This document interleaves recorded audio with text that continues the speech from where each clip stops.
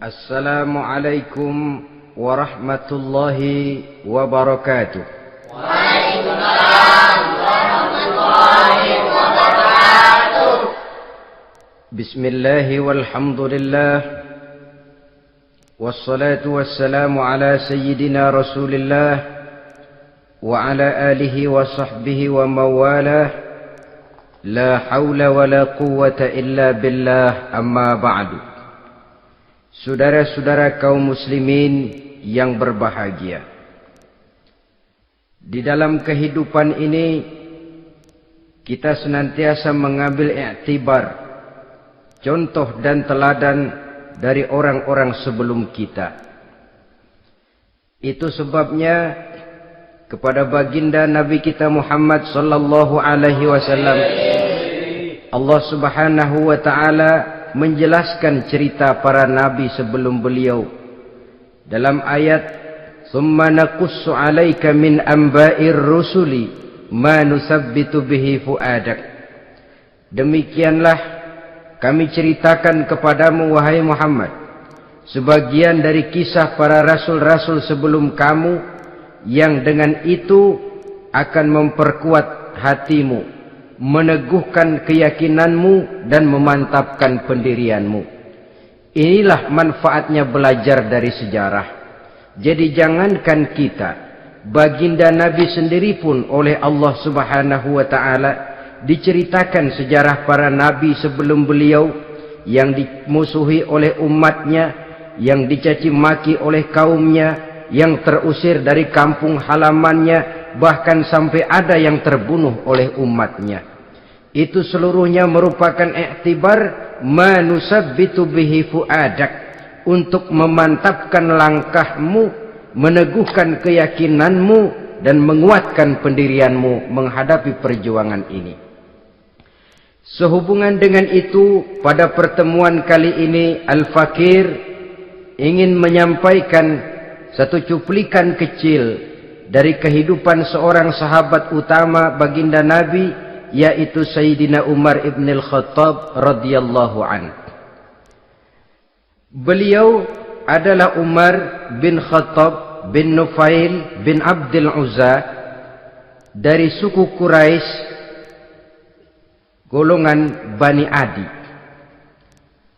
Perawakannya tinggi, kekar dan gagah, melambangkan sifatnya yang pemberani, tegas, dan tidak pernah kenal takut kepada siapapun. Sebelum mendapat hidayah, Umar bin Khattab termasuk orang yang berdiri di barisan orang-orang yang memusuhi umat Islam. Ia terperangkap dalam tradisi jahiliyah, di mana gemar berperang dan bermabuk-mabukan juga merupakan hal-hal yang pernah dilaksanakan dalam kehidupannya sebelum beliau masuk ke dalam agama Islam. Oleh karena itu, dalam kehidupan beragama, hidayah merupakan sesuatu yang penting. Bagaimanapun banyaknya dosa dan kesalahan yang telah dilakukan oleh seseorang, tidak seharusnya menyebabkan ia putus asa dari rahmah Allah. Sebaliknya, bagaimanapun banyak kebajikan dan kebaikan yang sudah dikerjakannya, tidak perlu membuat dia besar hati, puas, bangga, apalagi menjadi lalai karenanya. Sebab kita belum tahu akan bagaimana ujung perjalanan dari kehidupan kita ini. Saudara-saudara, kisahnya pun masuk Islam merupakan peristiwa yang menarik. Pada satu hari, dengan pedang terhunus, Umar bin Khattab menuju Darul Arqam, tempat di mana baginda Nabi biasa berkumpul dengan para sahabat. Melihat mukanya yang beringas, matanya yang nanar, orang sudah menyangka dan mengerti ini tentu akan terjadi pembunuhan. Dalam perjalanan menuju Darul Arqam, Umar bertemu dengan Nuaim bin Abdullah. Nuaim bertanya, "Ya Umar, mau kemana ente?" "Mau membunuh itu, si murtad itu," kata. "Si murtad yang mana?" Yang mana lagi? Itu yang memecah belah kita, yang menghina berhala-berhala kita, yang menjelek-jelekkan nenek moyang dan keturunan kita. Siapa lagi kalau bukan Muhammad? Kata Nuaim Umar, enggak salah. Tidak salah lagi. Salah Umar. Salah kenapa? Apa kamu enggak malu? Kamu mau pergi membunuh Muhammad, sementara adikmu sendiri Fatimah, dia sudah termasuk salah seorang pengikut Muhammad. Mendengar ini, muka yang memang tadinya sudah marah dan merah, tambah jadi kelabu. Bukan main mangkelnya Umar bin Khattab. Orang lain dia musuhi, orang lain dia kejar-kejar. Ini malah adiknya sendiri menjadi pengikut dari baginda Nabi. Tidak jadi menuju Darul Arqam, dia berangkat ke rumah adiknya Fatimah. Adapun di rumah Fatimah sedang berkumpul Fatimah, suaminya Sa'id bin Zaid, dan seorang sahabat Habbab ibnul Arad. Mereka sedang membaca Quran. Waktu itu Quran belum lagi dijilid macam sekarang. Jadi masih merupakan suhuf atau lembaran-lembaran tercecer saja. Ketuk pintu. Ya tentu tidak assalamualaikum karena dia belum Islam. Tok, tok, tok. Siapa di luar? Umar. Mendengar suaranya saja, ini sahabat yang namanya Habbab ibnul Arad sudah lari ke belakang pintu. Sambil komat kamit baca doa mohon diselamatkan oleh Allah. Adapun Fatimah yang sedang memegang suhuf, lembaran tulisan Quran itu, menyembunyikan suhuf itu di belakang bajunya. Umar masuk. Fatimah, saya bang. Apa benar berita yang saya dengar? Berita apa itu bang? Bahwa kau sudah masuk Islam. Bang, andai kata Muhammad memang benar, bagaimana? Sudahlah, jangan belit-belit. Jawab saja, kau masuk Islam benar atau tidak? Ya.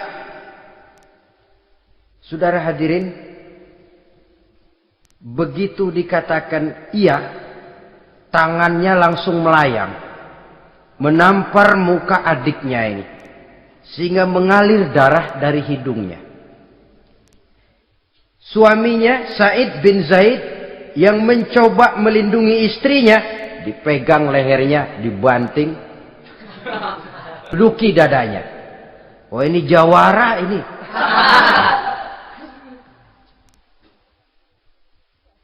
Namun pada saat sedemikian, suara kebenaran terpantul dari mulut Fatimah, adik dari Umar bin Khattab ini.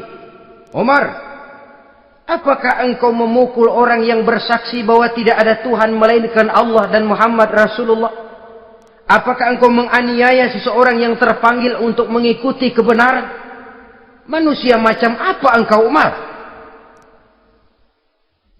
Saudara, memang dia orang keras, tapi hatinya mudah menerima kebenaran. Sehingga mendengar kalimat adiknya ini tercenung dia sejenak. Melongo, bengong kata anak sekarang.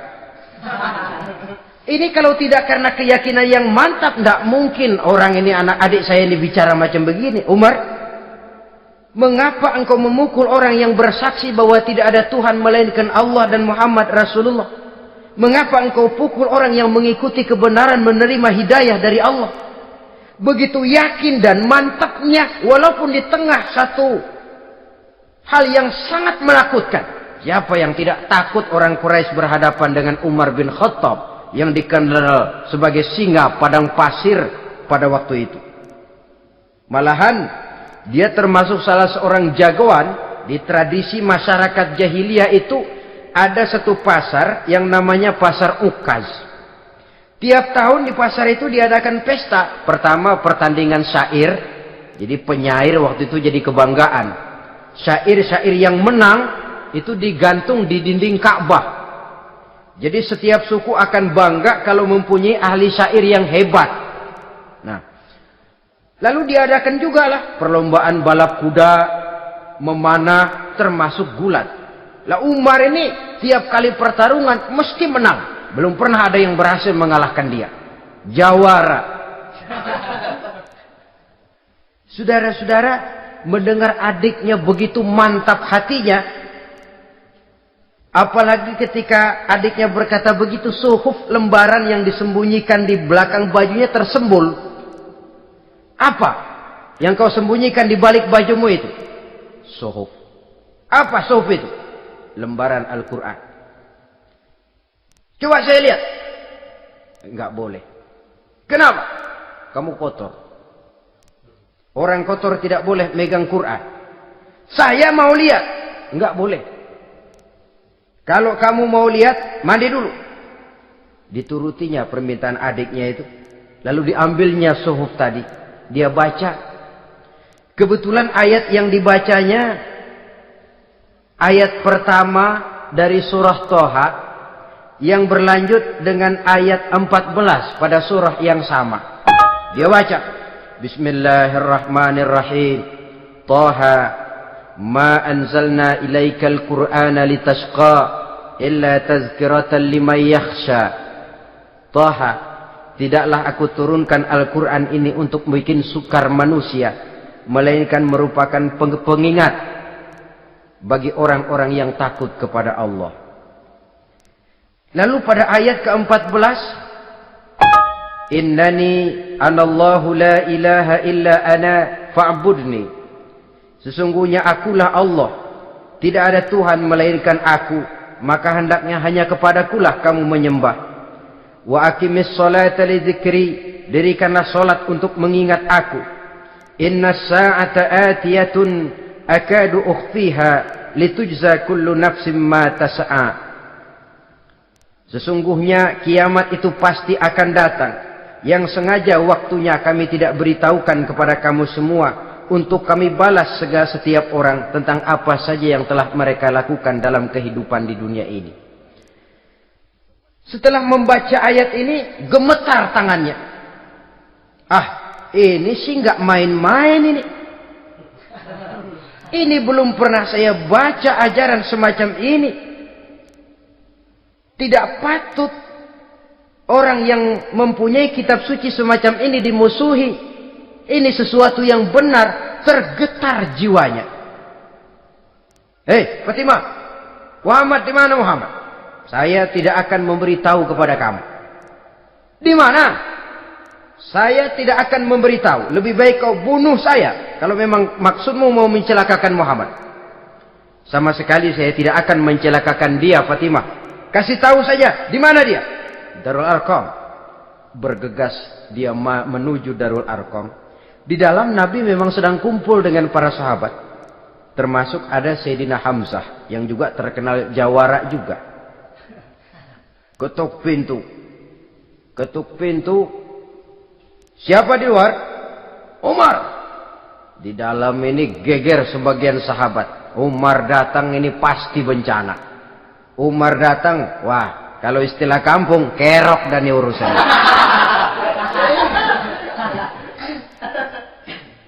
Tapi baginda Nabi menenangkan mereka. Tenang. Mudah-mudahan ada hikmahnya. Sayyidina Hamzah tampil. Bukakan dia pintu. Kalau niatnya baik, kita terima. Kalau niatnya tidak baik, saya paling depan. Dibukakan pintu. Begitu dibukakan pintu, Umar masuk merangkul baginda Nabi. Kemudian dengan tersendat, Ashhadu an la ilaha illallah wa ashhadu annaka ya Muhammad Rasulullah. Saya bersaksi tidak ada Tuhan melainkan Allah, dan saya bersaksi bahwa engkau hai Muhammad adalah utusan Allah. Sahabat takbir semua. Allahu Akbar, Allahu Akbar. Kegembiraan meliputi suasana ketika itu. Kenapa? Karena sebelumnya dikala Umar belum masuk Islam, dia merupakan ganjalan yang paling dikhawatirkan oleh umat Islam. Setelah dia masuk Islam, jelas merupakan suatu keuntungan yang sangat besar. Dan dia tertarik kepada Islam bukan karena bujuk rayu orang, tidak karena diberikan harta, tidak karena diiming-iming oleh kedudukan tinggi.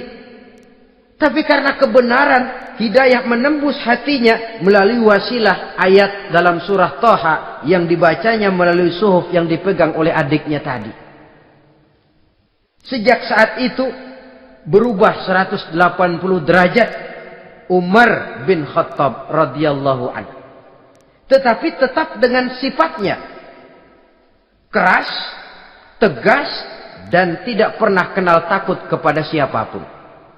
Cuma kalau sebelum Islam, dia kerasnya kepada Islam. Setelah dia masuk Islam, muter arah. Kepada siapapun yang memusuhi Islam, dia bersikap keras, tegas, dan tidak pernah kenal takut. Bahkan setelah beliau masuk Islam, satu hari ketika di Darul Arqam kumpul-kumpul, waktu itu Nabi belum berdakwah secara terbuka karena pengikut masih sedikit. Sayyidina Umar usul, "Ya Rasul, ada apa Umar? Alasna 'alal haq fi mamatina wa mahyana?" Ya Rasul, bukankah kita ini berdiri di atas sesuatu yang benar? Bukankah mati kita, hidup kita untuk melaksanakan sesuatu yang benar? Bala ya Umar, betul Umar. Wallazi nafsi biyadih, innakum la'alal haq in muttum wa in hiyitum. Demi Allah Umar, kata Nabi, sesungguhnya kamu dan kita semua berdiri di atas kebenaran, hidup ataupun mati. Setelah mendapat jawaban begini, Umar masuk kepada tujuan pembicaraannya. Izan ya Rasul, fafimal ikhtifa. Kalau memang begitu ya Rasul, kalau memang kita yakin kita berdiri di atas kebenaran, kita hidup karena kebenaran, kita mati pun memperjuangkan kebenaran, fafimal ikhtifa. Kenapa mesti ngumpet-ngumpet? Kenapa harus sembunyi-sembunyi? Wallazi ba'asaka bil haq, demi Allah ya Rasul, la takhrujanna wa la nakhrujanna ma'ak. Tuhan harus keluar menyampaikan Islam ini secara terbuka, dan kami akan mendampingi Tuhan dengan segenap jiwa dan raga. Sekali masuk Islam gak tanggung-tanggung.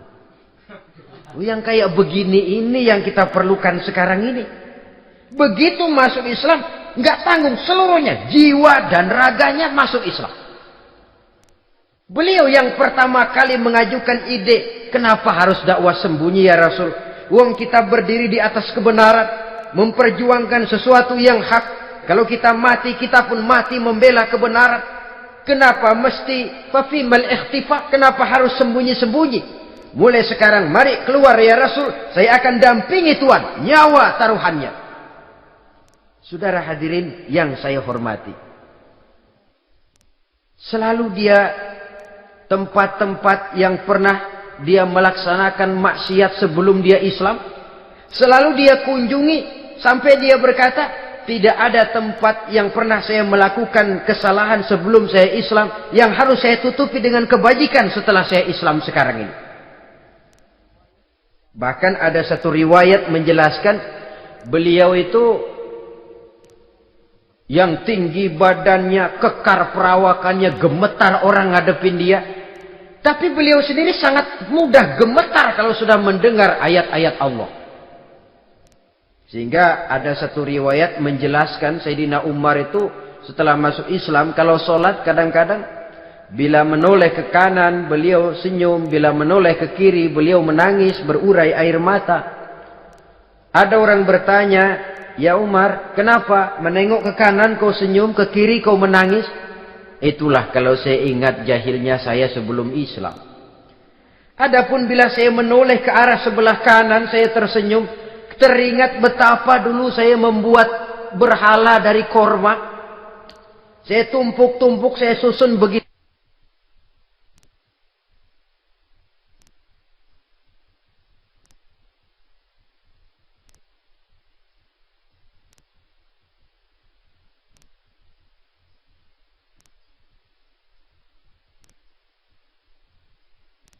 Itu rupa, setelah saya sembah saya makan itu korma. Gagah betul saya waktu itu, sampai Tuhan pun saya makan. Adapun kalau saya menoleh ke kiri, teringat putri kesayangan saya yang terbawa oleh tradisi jahiliyah, takut menanggung aib, merasa malu mempunyai anak perempuan sampai dia terkubur hidup-hidup. Berurai air mata saya mengingat semua itu. Padahal Nabi sudah memberikan jaminan. Sebab saudara jangan lupa, orang kafir masuk Islam, dalam Islam itu dihitung dari bayi lagi. Dari nol, itulah untungnya.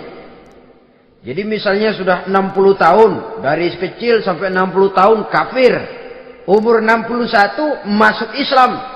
Nah, sejak umur 61 itulah yang dihisab oleh Allah. 60 tahun ke bawah gratis bersih pemutihan. Istimewa betul. Tapi jangan lalu diniatin, gua kafir aja ah. Nanti sudah tua-tua mau giliran mati baru Islam. Nah, itu diniatin lain. Ini yang karena faktor hidayah, saudara-saudara. Nah, cintanya kepada baginda Nabi luar biasa. Dalam setiap pertempuran beliau selalu di front terdepan. Bahkan demikian cintanya sampai ketika hari di mana baginda Nabi wafat, saudara-saudara. Disampaikan berita wafat Nabi kepada Umarin.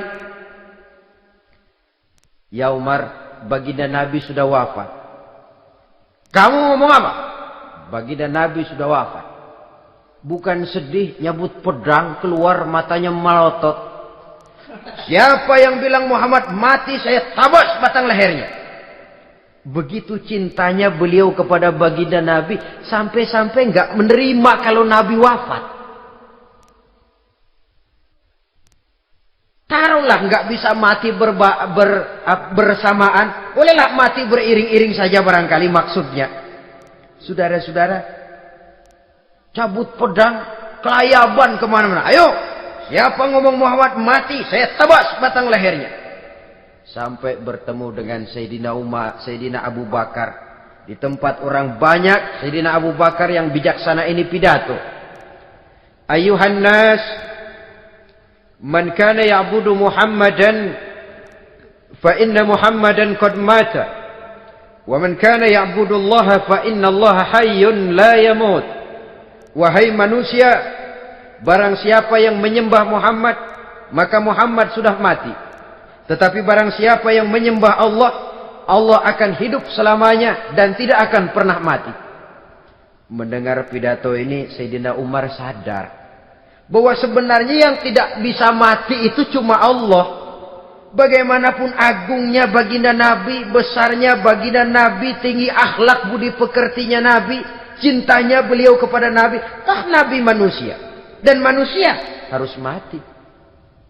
Kemudian dibacakan surah Ali Imran ayat 144. Wa ma Muhammadun illa rasul qad khalat min qablihi rusul. Afa immata au qutilan qalabtum ala aqabikum. Muhammad tidak lain daripada manusia, telah datang kepadanya rasul.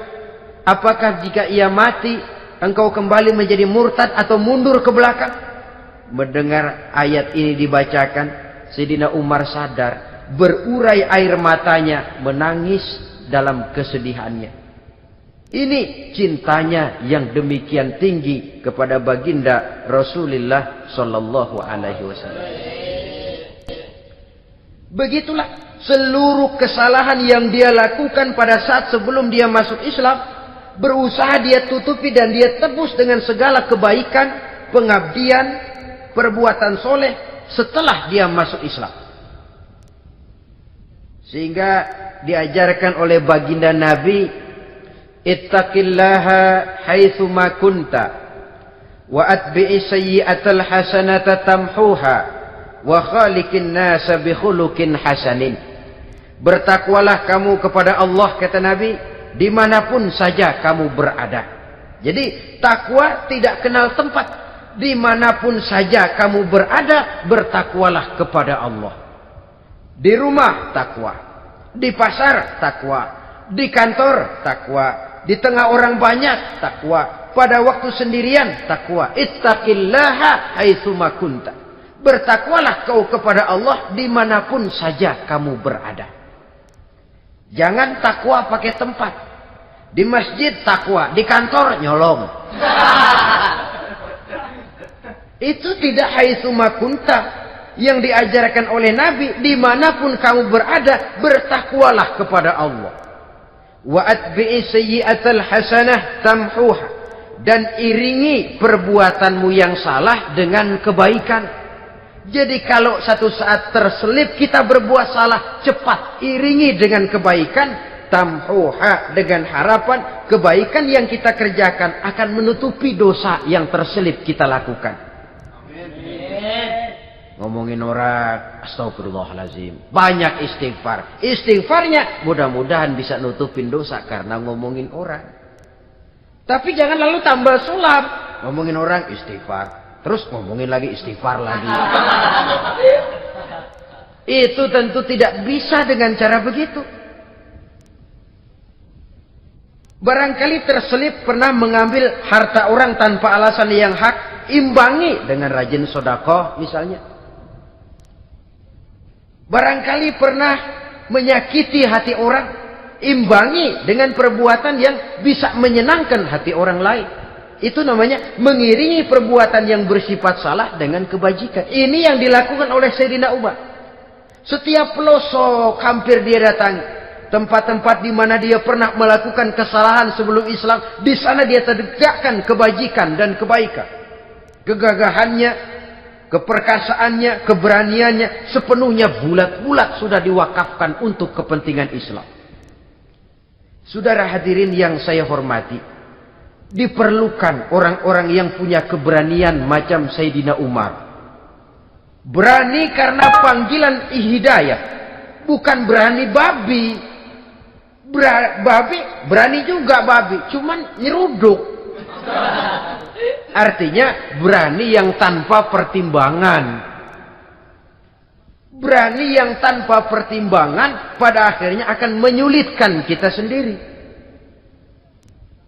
Beliau gagah, beliau berani, beliau punya kekuatan, beliau punya wewenang, dan itu dimanfaatkannya untuk menjadi backing baginda Nabi kita Muhammad sallallahu alaihi wasallam. La takhrujanna wa la nakhrujanna ma'ak ya Rasul. Ya Rasul, keluar, sampaikan dakwah secara terbuka. Saya akan mendampingi Tuhan. Jika ada yang ganggu Tuhan, saya paling depan. Backing yang mendampingi Rasul untuk menyampaikan risalah Islamiyah ini.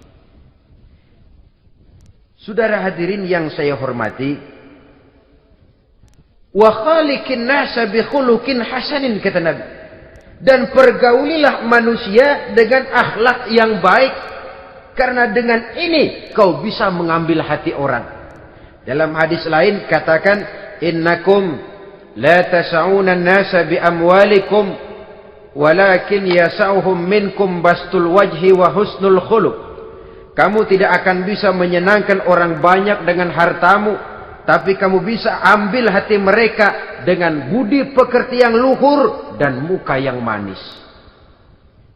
Dengan harta belum tentu kita bisa menyenangkan semua orang. Tapi budi pekerti yang luhur, muka yang manis, itu yang akan bisa membuat kau menyenangkan orang banyak.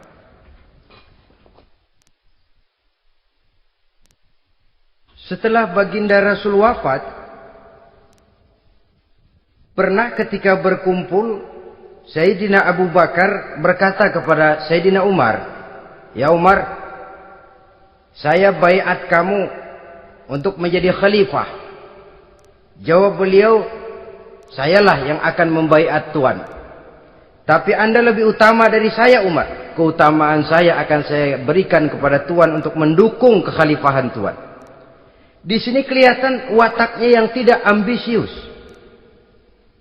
Gagah, berani, perkasa, tapi tahu diri. Enggak nyelonong. Tidak menggunakan kekuasaannya, kegagahannya untuk maksud yang sewenang-wenang. Oleh karena itu setelah Sayyidina Abu Bakar wafat, beliau dilantik menjadi khalifah, keluarlah pidatonya yang terkenal. Ayuhan nas, inni qad wullitu alaikum walastu bi khairikum. Hai manusia, aku telah dipilih menjadi pemimpin kamu. padahal aku bukanlah orang yang terbaik di antara kamu. Kalau tidaklah karena aku melihat keutamaan, keteguhan yang dapat melindungi kalian, berat rasanya aku memikul amanah ini. Sebab apa? Alangkah beratnya menunggu datangnya perhitungan di akhirat nanti terhadap Umar. Ini yang jadi motifnya memegang jabatan khalifah. Sungguh berat bagi Umar menunggu datangnya saat perhitungan. Sehingga seolah-olah kalau bisalah jadi Umar bin Khattab saja, jangan jadi khalifah kalau bisa. Tapi moya umat sudah kadang memilih. Sehingga benar kalau dalam satu hadis Nabi pernah mengajarkan jangan memberikan satu jabatan kepada orang yang memintanya. Sebab orang kalau sudah minta jabatan, apalagi pakai jilat-jilat, pakai upeti-upeti, tentu ada tendensinya. Ada batu di balik udang. Kalau udang di balik batu kan mungkin nggak kelihatan, tapi kalau batu di balik udang kelihatan betul itu. Ada maunya, ambisinya. Jangan memberikan satu jabatan kepada orang yang memintanya. Seakan di batinnya Sayyidina Umar menyesali. Kenapa Umar nggak jadi Umar saja, kok mau jadi khalifah gitu. Alangkah berat perhitungan buat saya di akhirat nanti. Nah, setelah jadi khalifah, sebagai satu i'tibar, saya akan mencoba mengemukakan beberapa sifatnya yang menonjol untuk pelajaran buat kita semua. Pertama, sikapnya terhadap keluarganya setelah beliau menjadi khalifah. Kedudukan sebagai keluarga Umar bin Khattab bukan merupakan kedudukan istimewa. Itu ditanamkan betul kepada keluarganya. Jangan karena bapakmu khalifah, lalu mentang-mentang anak khalifah kau merasa dapat fasilitas, merasa bisa berbuat semau-maumu, kau harus punya tanggung jawab dan beban moral, memberikan contoh yang lebih baik kepada rakyat. Ini yang ditekankan kepada keluarganya. Kalau beliau mau mengeluarkan undang-undang, undang-undang itu lebih dahulu dibicarakan di tengah keluarganya, kumpul anak-anaknya, ini akan ada undang-undang begini. Siapa di antara kalian mau mentaati, persilahkan, yang tidak pun persilahkan. Tapi saya ingatkan, kalau ada dari keluarga Umar yang melanggar peraturan yang saya keluarkan ini, saya akan menghukumnya 2 kali lipat karena dia keluarga saya. Menghukumnya 2 kali lipat karena dia keluarga saya. Jadi bukan mentang-mentang anak babe, lalu kebal hukum. Tidak. Siapa yang di antara kalian melanggar peraturan ini, akan aku kenakan hukuman 2 kali lipat karena dia keluargaku. Nah, saudara hadirin yang saya hormati, lalu berwibawa, dijaga betul keluarganya. Suatu hari beliau datang ke rumah putranya Abdullah bin Umar. Ketika masuk dilihatnya Abdullah bin Umar sedang makan daging. Makan daging. Merah muka Umar. Mentang-mentang anak khalifah ya. Mentang-mentang anak Amirul Mukminin ya, kamu makan daging. Lihat tuh rakyat kita masih banyak yang kelaparan, makan daging, makan roti keras. Padahal itu halal. Sesuatu yang diperoleh dengan usahanya sendiri. Tetapi begitu hati-hatinya Umar untuk menjaga pandangan orang. Keluarga khalifah merupakan beban moral sebab akan dijadikan contoh oleh rakyatnya. Mentang-mentang anak khalifah ya makan daging. Lihat tuh rakyat, roti keras digarotin. Lain saat beliau pergi ke satu pasar. Di situ dilihat ada sapi gemuk-gemuk. Tempat lain sapinya kurus-kurus. Tanya, ini yang gemuk-gemuk sapi siapa? Sapi Abdullah bin Umar. Sapi anaknya. Panggil Abdullah bin Umar, suruh sini. Datang anaknya itu. Abdullah bin Umar, bagaimana ceritanya sampai ini? Begini, Bapak. Dahulu itu dengan uang saya beli sapi kurus-kurus. Lalu saya rawat Saya berikan upah orang untuk merawat sapi-sapi itu. Sampai sekarang dia menjadi gemuk. Akan saya jual dan keuntungannya tentu sesuatu yang halal. Subhanallah, kata Umar. Kau ini anak Amirul Mukminin. Jual sapimu. Ambil modalnya, untungnya, masukkan Baitul Mal untuk urus kepentingan orang Islam. Dia nggak mau anaknya terlibat bisnis, ndompleng kekuasaan ayahnya. Karena mentang-mentang anak khalifah lalu segala macam bisnis lancar. Orang takut karena apa? Anak babe. Ada lagi. Pada waktu pembagian harta ghanimah, putri beliau yang namanya Hafsah, ini adalah istri baginda Nabi, meminta bagian. Kaum kerabat ayah, ini kerabat khalifah, kitalah dulu kerabat. Kalau kau kerabatku, maka jatahmu nanti dari ayahmu. Harta ini masih lebih banyak dibutuhkan oleh orang-orang Islam. Nanti belakangan, kalau ada sisanya. Belakangan kalau ada sisanya. La haula wala quwata illa billah.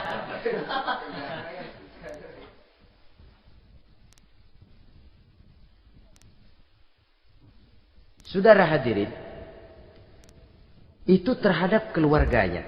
Kemudian apa sifat-sifat yang menonjol dari kepemimpinannya? Pertama, kesederhanaannya. Beliaulah satu-satunya khalifah, Amirul Mukminin, setingkat presiden kalau sekarang, yang punya jubah cuma 2 dan 1 pun punya anaknya. Tambelan lagi. Pernah sholat Jumat terlambat. Beliau naik mimbar untuk khutbah, sebelumnya minta maaf dulu. Saudara-saudara, maaf saya terlambat nungguin baju kering. Seorang khalifah nungguin baju kering. Sederhana dalam kehidupannya. Mari kita ambil satu cerita lagi. Pada waktu beliau jadi khalifah, yang diangkat jadi gubernur di Mesir adalah Amr bin As. Amr bin As hidupnya lebih mirip kaisar. Istananya besar, pakaiannya bagus-bagus. Nah, yang paling mengganggu pikiran Amr bin As, di sebelah istananya ini ada gubuk reot, kepunyaan orang Yahudi lagi. Ah, ini nggak pantas bener, masa di samping istana gubernur ada gubuk reot. Orang Yahudi lagi yang punya. Ini mesti, udah, bikin saja rencana, panggil dinas tata kota, bikin planning. Di sini mau dibangun masjid, proyek negara. Bikin gambarnya, susun anggarannya, tender. Saudara-saudara, si Yahudi yang punya gubuk reot dipanggil. Yahudi, ada apa, Pak? Kamu tahu nggak? Enggak. Iya, memang belum saya kasih tahu.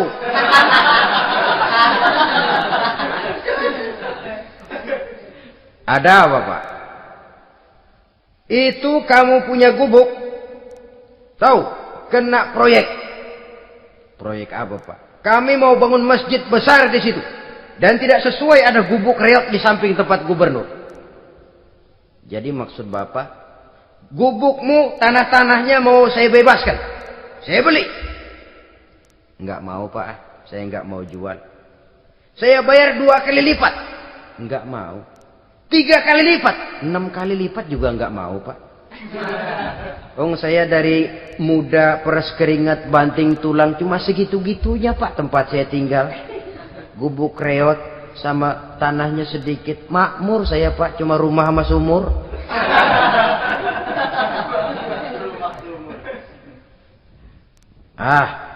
Ini Yahudi kelewatan juga. Akhirnya turun perintah, sudah, kalau dia nggak mau dibebaskan, gusur saja, tarik, ambil bulldozer. Digusur. Yahudi ini berurai air matanya. Aduh, begini, jadi rakyat kecil, udah jatuh ketiban ember lagi.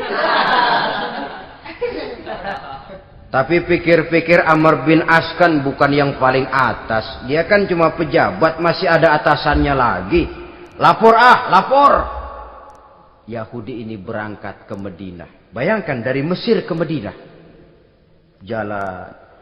Di sepanjang jalan dia berpikir membanding-banding.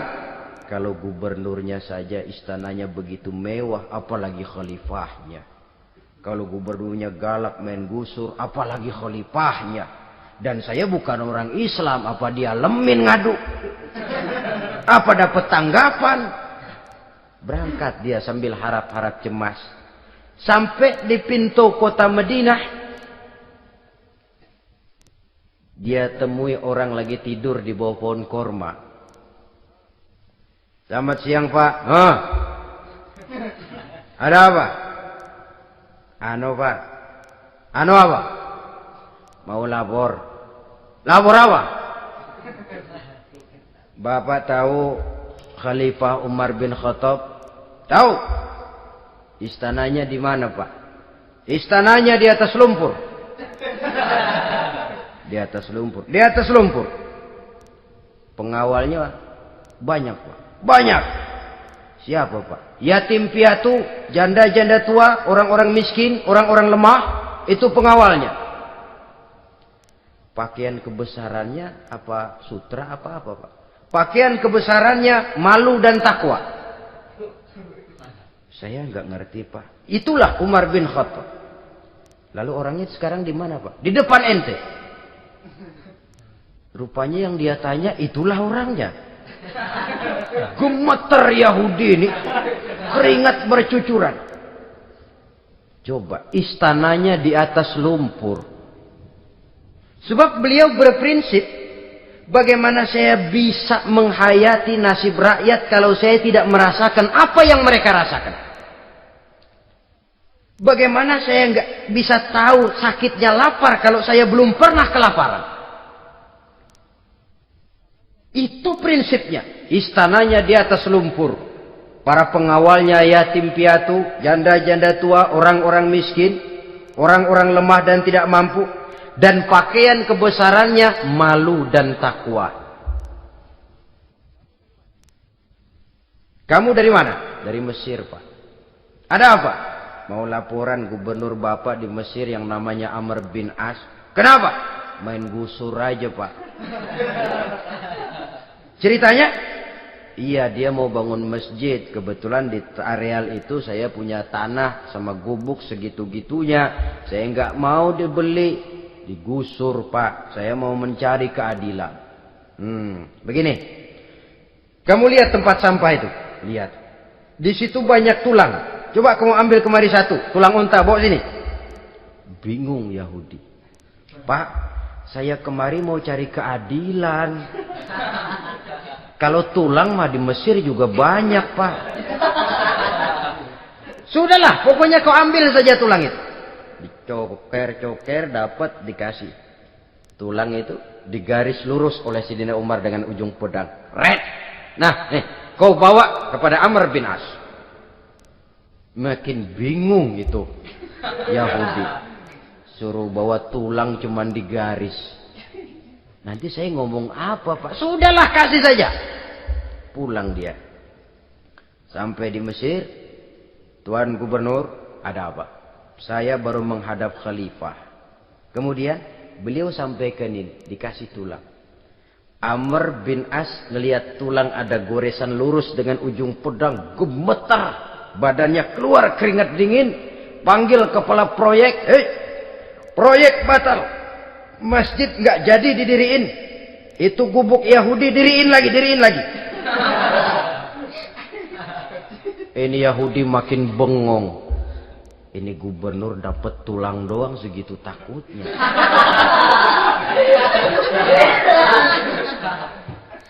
Ada apa sebenarnya, Tuan Gubernur? Kamu tahu?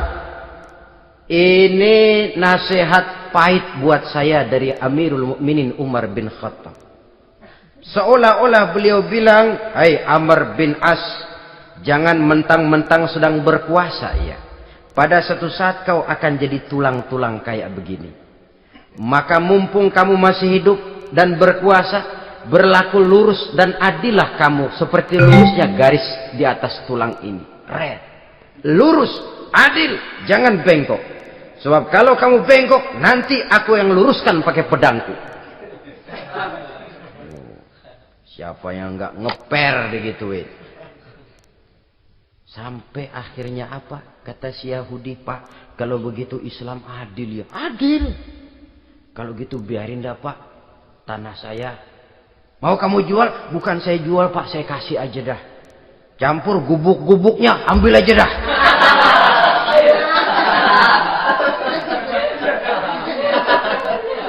Masuk Islam si Yahudi ini oleh karena keadilan dari Umar bin Khattab.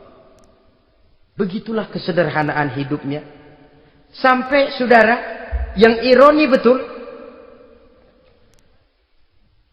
pernah Utsman bin Affan, Ali bin Abi Thalib, Thalhah dan Zubair kumpul mendengar berita bahwa Sayyidina Umar ini punya hutang.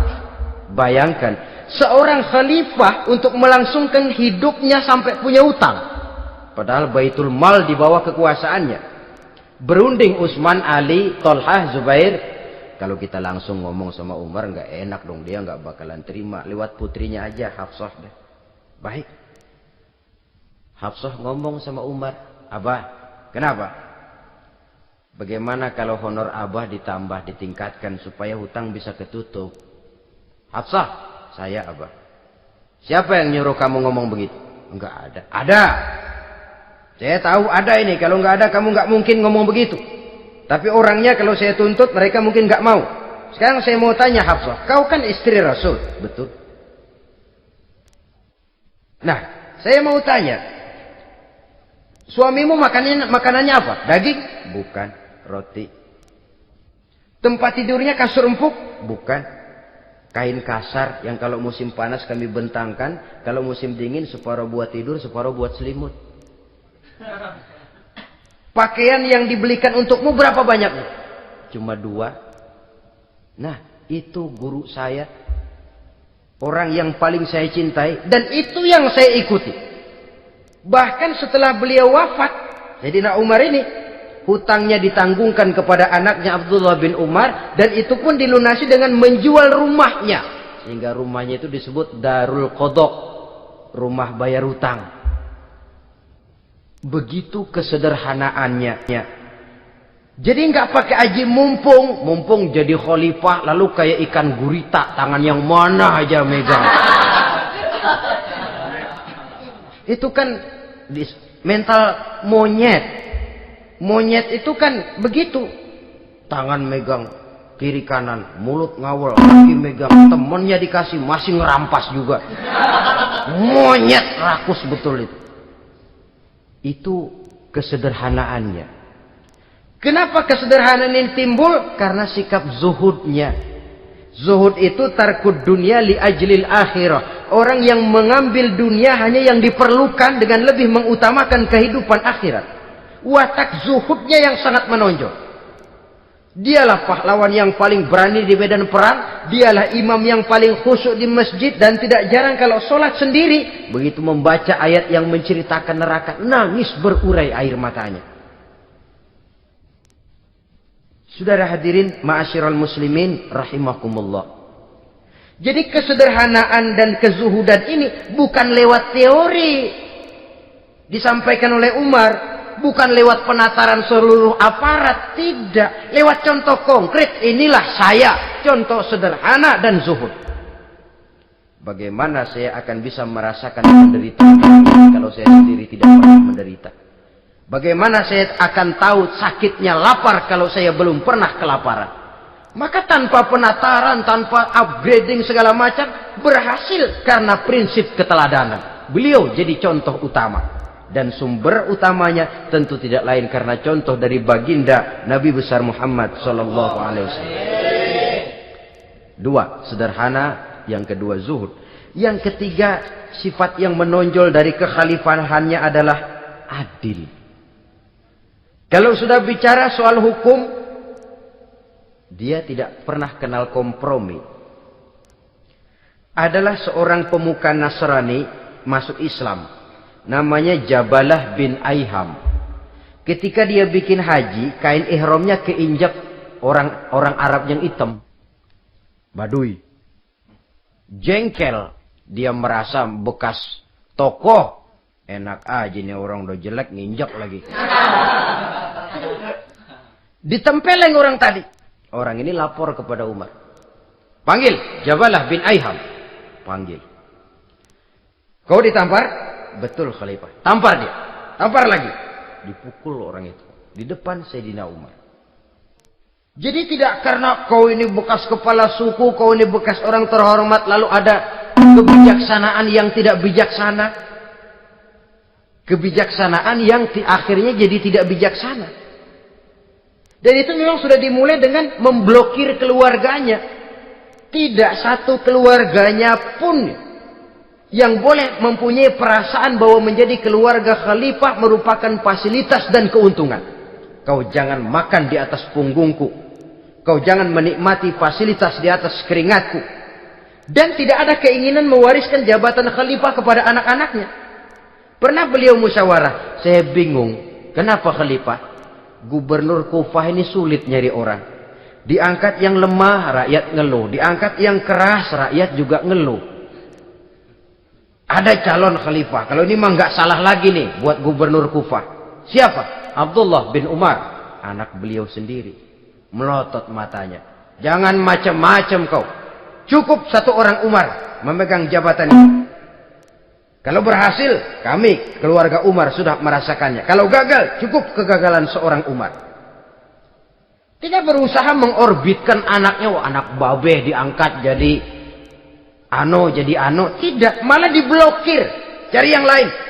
Tapi Abdullah bin Umar cukup syarat ya khalifah. Dia orang bertakwa dan soleh. Yang takwa dan soleh bukan cuma anak Umar. Anak orang lain juga banyak yang takwa dan soleh. Itu prinsipnya. Sehingga ketegasannya ini membuat orang jadi sungkan. Dan tidak seorang pun berani kirim-kirim upeti hadiah. Pernah itu ada pejabat dari Azerbaijan kirim makanan. Kue, mending apa? Kue. Gitu dicicipi enak. Enak juga ya kue ini. Enak khalifah. Ini di sana apa makan rakyat biasa? Bukan. Ini makanan orang-orang fit. Nah, dibungkus lagi itu kue. Dibungkus. Ontamu mana? Di luar. Ambil, bawa pulang, serahkan lagi kepada gubernur di sana, kasih tahu salam dari Umar bin Khattab. Kenyangkan dulu rakyat dengan makanan seperti ini. Kita belakangan. Jadi kalau rakyat lapar, saya orang pertama yang akan merasakan kelaparan. Tapi kalau rakyat makmur, biarlah saya menjadi orang terakhir yang kenyang. Kan bagus prinsip itu. Jikalau rakyat kelaparan, saya akan jadi orang pertama yang merasakan lapar.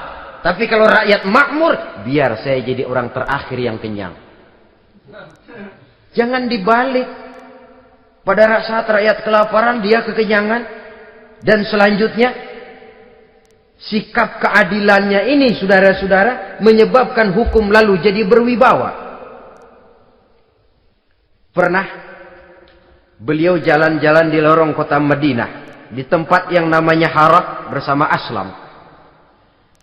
Ada ibu-ibu, anaknya nangis. Lapar ma. Sabar, dikit lagi matang katanya. Emang tuh ibu lagi ngerebus. Bunyi, air ngegulak. Luguk. Umar lihati dari jauh. Belum juga matang. Nih anak dari nangis, lapar, sampai capek nangis, sampai tidur. Anak tidur, Umar samperin. Bu, yang masak apa sih kok nggak bisa matang? Saya nggak masak apa-apa tuan. Itu pating kerubuk apa? Ketika dibuka ya cuma air saja. Subhanallah, ibu sudah ngebohongi anak ibu sendiri. Habis harus bagaimana tuan? Saya sudah nggak punya makanan untuk dimasak. Sementara perut nggak kenal kompromi. Jalan satu-satunya, ya terpaksa anak saya bohongi. Saya bilang sebentar lagi matang sampai dia tidur sekarang ini. Memangnya Khalifah Umar gimana sih ngurusi rakyatnya? Subhanallah, dia orang zalim. Dia yang memegang urusan kami, tapi dia nggak tahu nasib saya. Anak kelaparan, keluarga terlantar. Oh begitu. Iya. Zalim betul Umar bin Khattab itu. Kalau begitu ibu tunggu sebentar. Dia pulang bersama Aslam menuju Baitul Mal. Dia ambil tepung 1 karung, dipikul sendiri. Dipikul sendiri, kata Aslam, ya Khalifah biar saya yang bawa. Jangan. Kenapa Khalifah? Apa kau kira kau sanggup mikul dosa saya di akhirat nanti? Biar saya yang mikul sendiri. Dia bawa ke tempat tuh ibu-ibu. Dia masakin sendiri. Nah bu, sudah matang, persilakan masak. Makan. Alhamdulillah Tuhan. Tuhan Allah memberkahi Tuhan. Tuhan lebih baik dari Umar bin Khattab yang zalim itu. Memang sebenarnya Tuhan siapa, kata tuh ibu? Saya. Iya. Saya ya Umar bin Khattab yang ibu bilang zalim itu. Gemetar si ibu. Gemetar si ibu. Tapi memang peka dan menghargai kritik orang. Tidak membungkam setiap orang yang nadanya sumbang atau berbeda.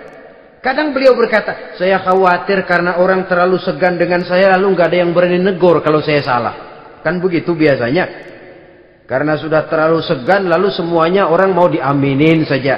Asal dibilang nggak benar marah, jengkel. Lalu disingkirin, maunya diiyain, inge kula nuwun. Oke bos.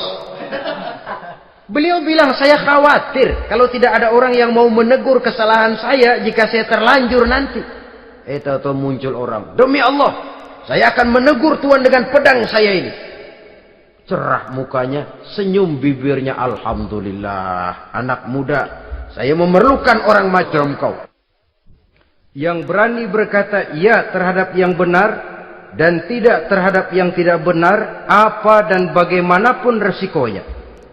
Di sini kelihatan sikap beliau menghadapi orang yang berbeda pendapat. Keadilan, keberanian dan ketegasan, cepat menerima kebenaran merupakan serentetan dari sifat-sifat utama beliau sejak masuk Islam sampai menjadi khalifah yang kedua. Bahkan dengan jasa beliau, Islam kemudian tersebar, menembus dinding Jazirah Arabia, memasuki Bizantium dan Persia, sehingga beliau juga dikenal sebagai periode Al-Futuhat Al-Islamiyah.